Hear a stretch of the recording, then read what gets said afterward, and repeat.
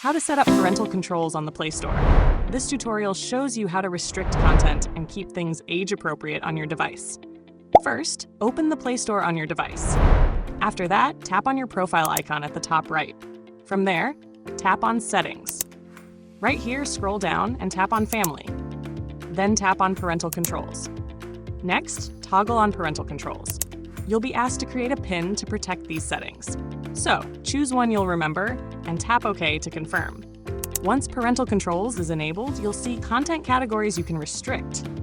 Tap on Apps and Games first.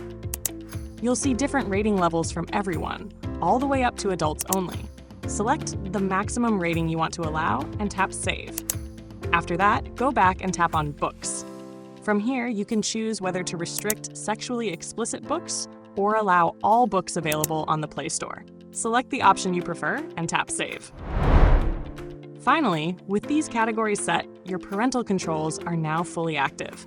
Anyone who tries to change these settings will need to enter your PIN first, so your restrictions stay protected. Hope this helped you out. If it did, give it a like. Subscribe for more Android tutorials and tap the bell for updates.